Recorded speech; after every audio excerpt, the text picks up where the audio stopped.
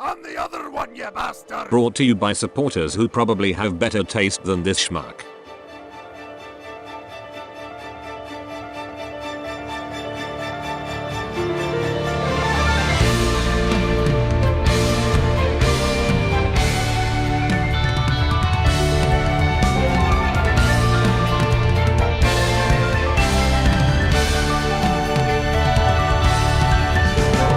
Greetings Cybertronians, I'm DrLockdown, and despite warnings from absolutely everyone, I decided to venture out to the previously uncharted land of the United Kingdom, in order to study the elusive events that some refer to as TFNation. As much as people call Australia the capital of the world for things that want to kill you, allegedly it's much worse over in Britain due to a certain stabbing epidemic. Nevertheless, I ventured on, of course getting stopped at security and accused of smuggling explosives because no one in their right mind as ugly as myself would ever have a justifiable reason to travel. Pro tip, pick up maggers in the boarding lounge prior to your flight to avoid airline food. It never goes off and only tastes marginally worse. Of course, regrettably, I did not listen to my own advice, as it was a 23-hour flight with 2 planes overall, and I was very hungry. Oh well, at least I enjoyed a spot of Sonic 2 while on the flight though. Quite fun, though I could never beat the death egg, nor do I think I'll bother in the future. After landing in the United Kingdom, it was but a quick train trip up north to the province of Birmingham. I want to get that checked out, seems like a health and safety violation. Speaking of violations, the first thing I did in Birmingham was lock myself away for several hours because the airline food had given me food poisoning. Should've listened to your own advice about the Macca's run, chief. Regardless, I pressed on. Didn't actually stay at the Hilton due to the pricing and a warning from Paper Plane about the bathroom situation being less toilet and more voyeur porn shooting room. Instead, I set up shop at the Moxie across the lake. The hotel was, well, right I guess, though no matter how often I kept asking staff for things like more blankets and extra key cards, they never seemed to actually listen. Oh well, the walk to the Hilton seemed like a pain in the ass on paper, but it was actually quite nice. The walk through the park was quite lovely, though at some point throughout the weekend, some weirdo came up to me and asked if they could have a metal spoon. No idea what that was about. The first day didn't actually have that much going on, but there was one display that caught my attention. They had some rather lovely late G1 prototypes on display, including the ever-elusive Thunderclash. But who gives a rat's ass about Thunderclash when they got the best G1 toy of all time on display? Stalker! Seeing the engineering pilot and the evolution of the display was really cool and made me appreciate the figure way more, even though I already loved it. Still waiting on that Generations update. Glad we dodged the bullet of a double dealer retool. That would have been a disaster. And yes, I know about the Fans Hobby one, but it regrettably dropped around the time I was leaving for the convention. No chance of me affording that, but yeah, their double dealer has me set for that mold. I'll just wait for the probable Legacy update, given they're already hinting the Predators with their gimmicks. Despite paying a ridiculous amount of money to travel halfway across the world to attend this convention, surprisingly, I didn't attend that many panels. I'm sure I was quote-unquote wasting money by doing so, but I didn't particularly care. Some of the best parts of the convention were me just hanging out with the mates, both old and new. I did attend 2 panels, however. The first being the Composers panel, ran by Julia Hanchin and Dan Storm. A lot of interesting insight, especially for someone trying to get into the composing industry. Was sure to ask for extra advice after the fact. The second panel, of course, was the Maycat Earthspark one. The most interesting part was discovering that most of the progressive moments in the show were actually a push from Hasbro themselves. Fully aware of the bigoted backlash without much care for it. This actually made me pretty relieved, as although Cat will be leaving the show in season 2, its trajectory will likely continue on for many a year. Unfortunately, after this panel, I sort of crashed, as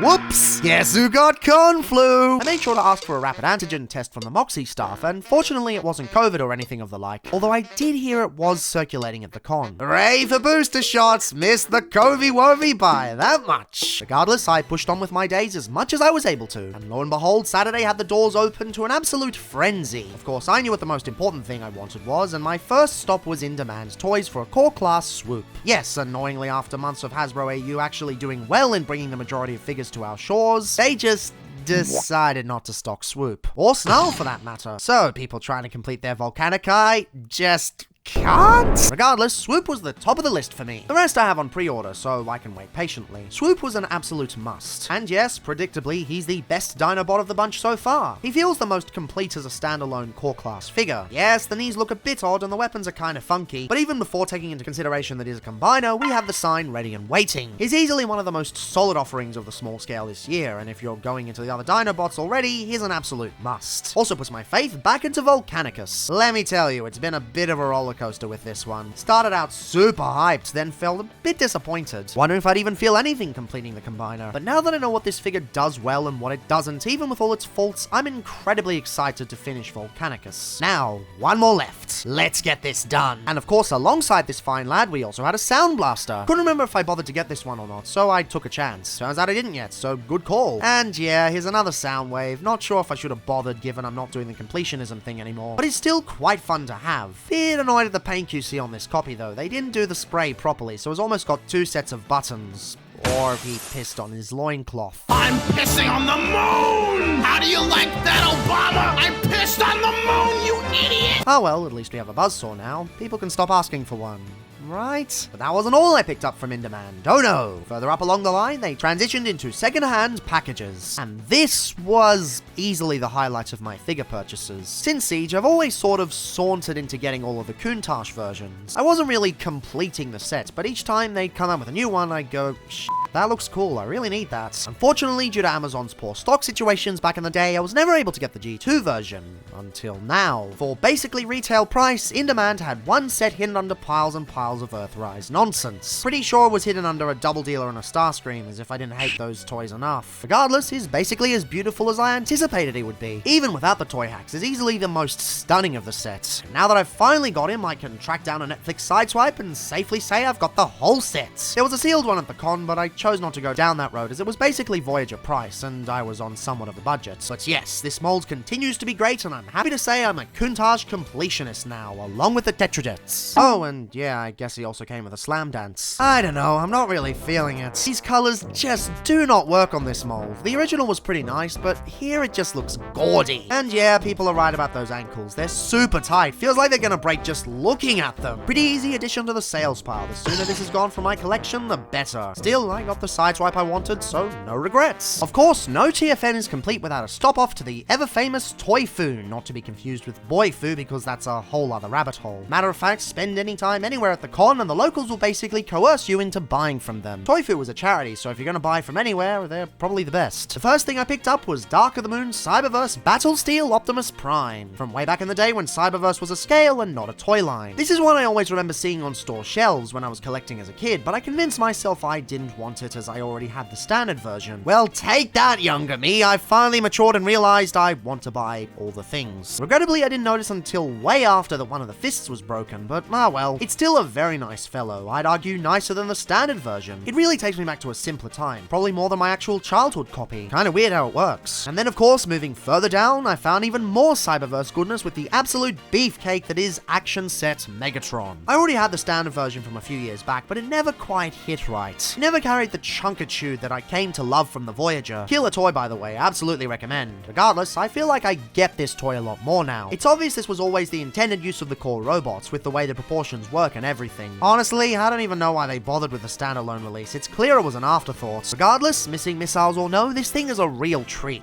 Makes me wish they bring back more of these playset type deals in the core class, or at least ones that don't rely on the ever disappointing Kingdom Optimus Prime. And that was it for Toy Fu. In spite of everyone's insistence, I actually found better deals at most of the other stores, aside from sourcing Quartz Rules and RID Strongarm. Remember seeing it earlier, then she brought it up and I was like, oh, I know. Yoink! Unfortunately, from this point, the conflu was starting to settle in, so I have no idea which figure came from which store. I was basically fighting to stay awake before going back to the hotel to crash. Also, if I saw you and acted really dismissive, I'm really sorry. It's because the headache was getting out of control. If I was rude, I cannot apologize enough. Especially this one guy where I froze up and couldn't say anything. I feel really bad because I likely came across as an absolute asshole. Nevertheless, the Legends goodness continued with 07 Movie Legends Megatron. I kinda need to get this one out of the way because my icy version is, well, in pieces. Rubber parts, not even once. I've got to make sure I get this reviewed before it gets any more damaged, much like the Scorponok before him. What is it with 07 Legends and terrible plastic? Bloody terrible. Of course, taking it back further, I've got a much sturdier Megatron with the Legends of Cybertron version. Yes, I bought 3 Legends Megatrons, 4 if you count one of the tiny turbo changes. This is very on brand for me. I already had the Galvatron version, but after getting the full-sized one, it didn't really hit right. I felt I needed the matching version, and lo and behold, sold, it delivered. Still one of the clunkier releases from this time period in this scale, but a fun one nonetheless. And you want to talk about clunk? Well, let's bring in Classics Galvatron. Weirdly enough, I've always wanted this one, in spite of the hatred towards it. I do see why people dislike it. The engineering does take a bit of getting used to, and that right shoulder really needed some more movement. But just like the other Classics Deluxes I've gotten over the years, the hatred is greatly exaggerated. This guy's actually really clever, and the semi-realistic aesthetic kinda does it for me. Don't know if I'll bother with a third mode, but either way, I don't regret buying this one bit. And from the same store, though I can't recall what this store was, picked up this fellow literally as I was checking out. I've always been fascinated with alternators. Some of them are right naff, but others have aged pretty damn well. Windcharger definitely fits into the latter, and I'm glad to finally own this mold. Sure, I'm regrettably missing the replaceable roof and engine/gun, but honestly, I don't mind. He's super swish on his own, owning the alternator's styling, keeping the jank to a minimum. Honestly, anyone else down for legacy versions of the alternator's designs? I feel they could do them really well these days and clean out the weird kibble handling that a few of them get stuck with. Surely there has to be a market for it, right? Moving around to a store that had a metric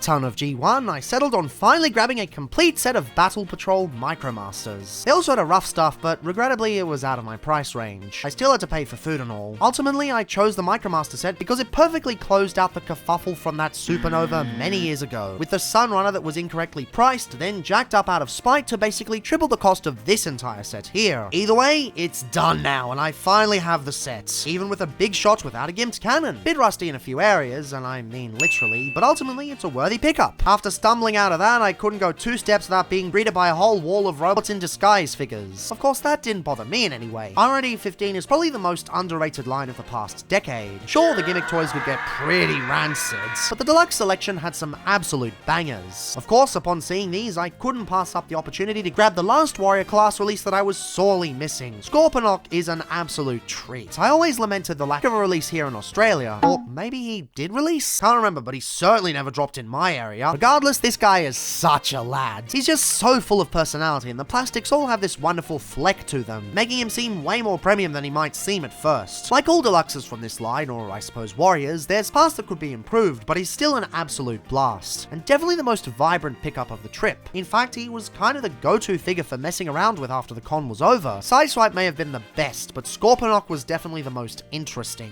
And after that, I really thought I was done. I'd bought a good chunk of figures without breaking the bank, given all my pre-orders back home. I decided to switch over to artwork since my room is getting pretty sparse on the posters. The only options I have left are anime that I used to be into, but are kinda cringeworthy nowadays. Picked up these two that came from an artist by the name of Lena. Unfortunately, the cash machine wasn't working, so we agreed to trade these two for Takara Legends Black Arachnia. Mine's a factory reject that had the eyes painted over way back in the day, so I only got this for a tenner anyway. Plus, with a superior Kingdom version out, Lena will probably enjoy this figure much more than I do. Not a bad figure, but for me, nothing of value was lost. When I was over at her stands, Gary Churn suddenly showed up and gave me a bunch of stickers. It was good seeing him after knowing him on YouTube for ages. Unfortunately, my conflu set in after that. So with this artwork, I have no idea who was selling it. If you want to tag yourself in the comments, go right ahead. I did know who did this one though. This was physical fan art handed over at the con by the lovely Sketchflux over on Discord. This one was amazing, right down to the inclusion of crumbs. Gotta get these laminated as soon as I'm able to. And after that, I really thought I was done. My budget was basically depleted after grabbing a couple of things for friends back home, such as an 07 Wreckage. Funnily enough, Toifu had one of these as well, but for double the price and missing the top panels. Nevertheless, this guy's pretty neat outside of the lack of arm posability. Might have to hunt down my own copy, albeit in another color scheme. Just not really a fan of the white and grey. I also got an Armada makeshift for a mate in Canada, though I already have this one, so I'm not lamenting the fact I have to send it on its merry way. Now, which one was which again?